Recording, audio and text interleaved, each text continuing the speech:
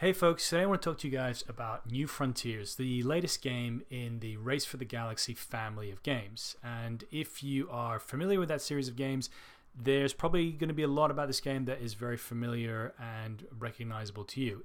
If you're not familiar with this universe of games, so to speak, I'm going to explain things at a high level in just a minute. But before we kick things off, let me just clarify that I don't really have any experience with the Race for the Galaxy series of games, so I'm coming at this very much from the perspective of somebody who's new to the series. I got a review copy of this game provided to me, and I managed to play it about 3 times at 3 players, and a couple of times I played a couple of learning games myself just to get a hang of it. So this is really more of an overview than an exhaustive review, but I think I've gotten the gist of it, and I can speak to you guys a little bit more about my experience and my thoughts around it at least. So, diving a little bit into the way this game works, it's essentially an action selection game. So, if you look down the bottom of the screen here, you've got a number of different actions that you can take.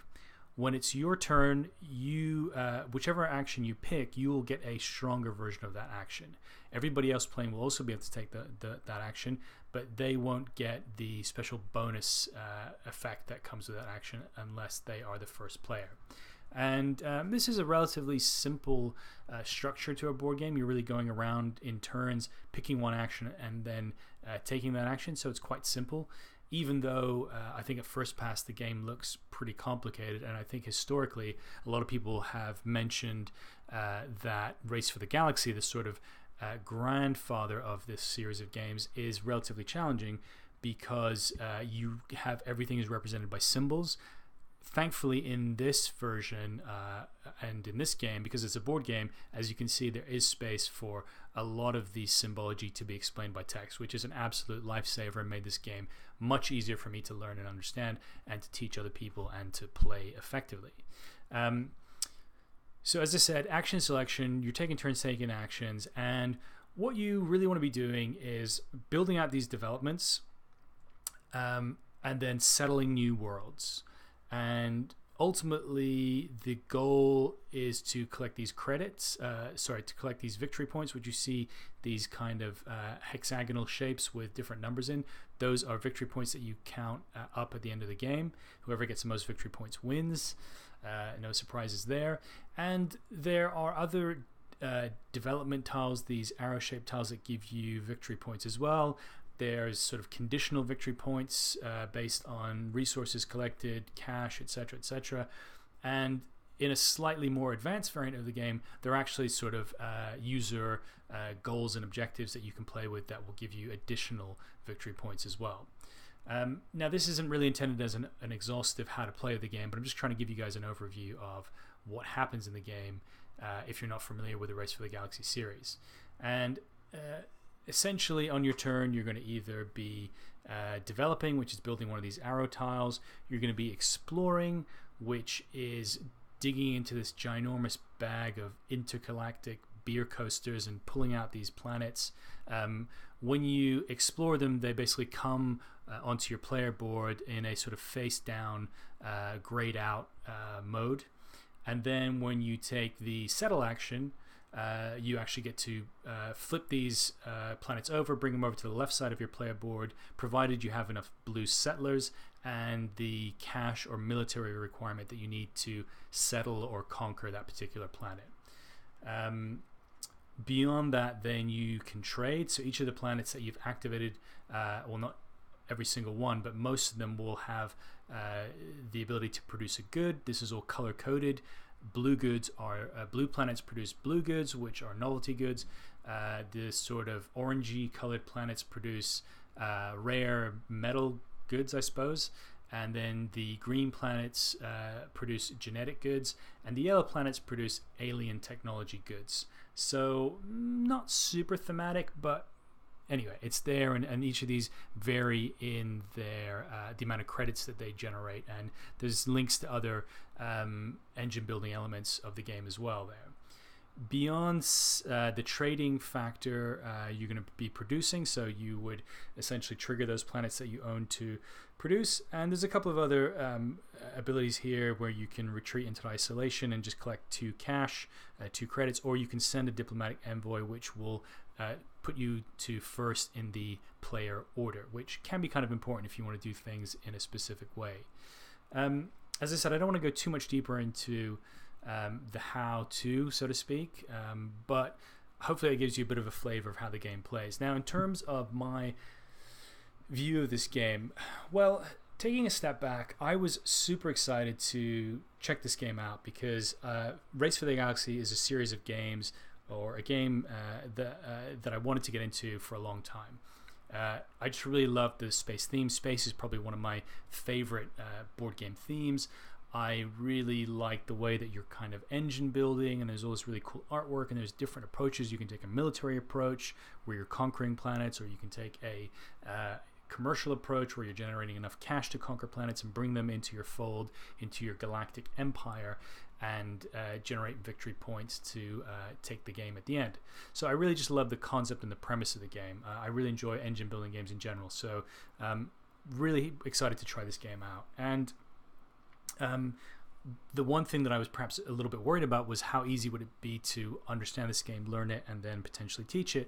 Thankfully, as I said, when you really break it down, this is a pretty simple game, and because of the fantastic text descriptions in the board game version here in New Frontiers, it's really easy to understand and learn. And I think, the artwork may not be for everybody, but for me it really sort of hits the right spot. I like this kind of somewhat old school, it kind of reminds me of like 1970s sci-fi book covers, and I really dig that personally. So I think on those elements I really enjoyed all those pieces. Now in terms of the gameplay, again, there's a lot of different avenues and approaches you can take. In this case, I started off with Old Earth as my home planet, my home world.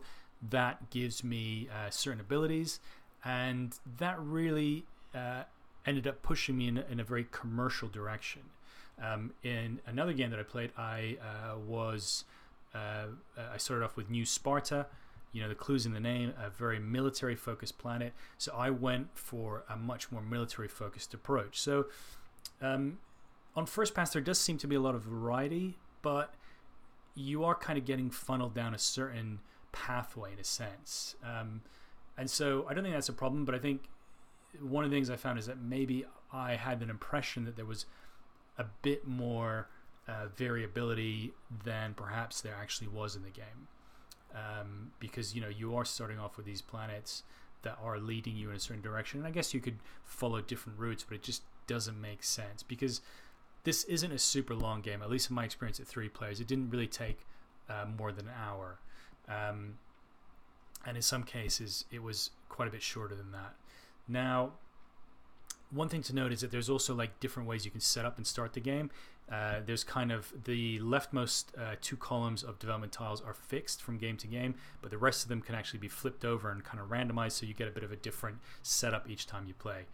We played a couple of times with the fixed setup, and then we randomized a bit to give ourselves a bit of variety, which was fun and nice to have that extra sort of startup variability, which is great. The game does have a number of ways that the sort of end of game is triggered, which is kind of curious. One of them is running out of settlers. One of them, I believe, is building your 7th planet. The other one, I think, is running out of victory point tokens, because those are actually limited depending on the number of players. And I can't exactly remember the other one, but in essence, there's a couple of different routes that can trigger the end of the game. And this sort of leads into one of the problems I had with the game. Over the 3 times that we played, the first game felt quite sort of standard, as you might expect from an engine building game. Everybody had their sort of pathways and their planets mapped out, and they kind of followed those strategies.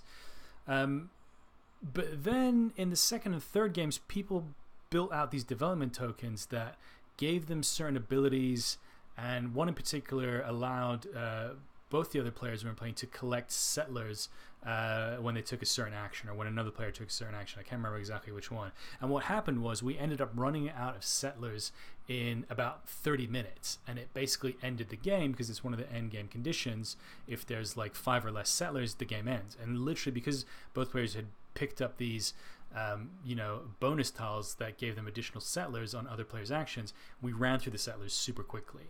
And that felt a little odd. It felt a little bit like we'd broken the game.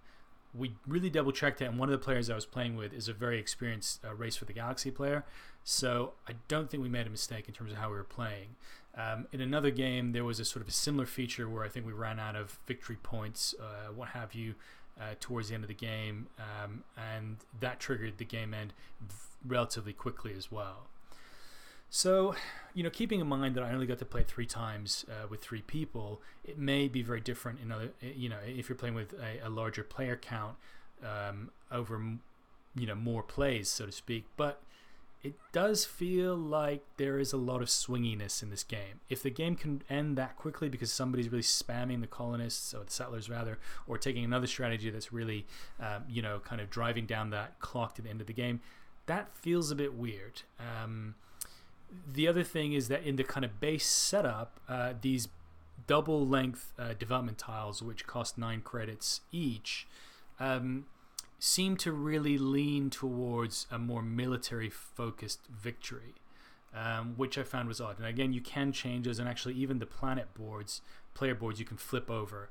There's kind of 2 boards, 2 sides to each of these boards that are different, and one is a sort of supposed to be like a more newbie player side you're supposed to use. But essentially there were some of these aspects of the game that I found to be a little unusual and a little bit uncharacteristic. Now ultimately this is a relatively straightforward, simple game, and it's not a super long game, so I don't think any of us were massively upset that the game was a bit swingy or that it ended before we really got a chance to kick our engines into gear. But for other people, this might be a little annoying. And maybe it's just something, again, as somebody like myself who's completely new to this series of games, it may just be the nature of the beast. I have heard that people who are very experienced playing Race for the Galaxy can bang out a game in like 20 minutes. So maybe it's just me not really expecting this and discovering it when I played the game and finding it a little unusual compared to other games that I play. But I think overall this is a fun game. It's one that I'm going to be keeping in my collection for the time being. I actually just lent it to a friend recently, but I'm technically keeping it in my collection for the time being. I love the theme. I love the simplicity. It maybe scratches a bit of that sort of terraforming Mars engine building itch, so to speak. But it might be interesting to see if there's expansions in the future that add a little bit more meat to this and make it a little bit more sort of in-depth. But I think the lightness of it is a strength, actually, because as I said, you kind of get that deeper flavor of engine building without so much of the investment in time and complexity. So overall, look, I think this is a game that people who are fans of the series should check out. I have heard it described as Puerto Rico in space. Again, unfortunately, I can't make a reference to that because I've never played Puerto Rico. But I think it's a fun game. People should check it out. I don't think it really blew my mind, but there's a lot of things it has going for it. And I think just keep in mind that it can be a bit swingy, and you might find that it ends somewhat before you've got your engine kicking off. So let me know what you guys think. You can find me on Twitter at Game Minimalist. Obviously, like and subscribe if you've enjoyed this video and you want to follow some of my other videos. But let me know your views. I'd love to hear what you guys think as well. And thanks for your time. And until we next speak, enjoy your gaming.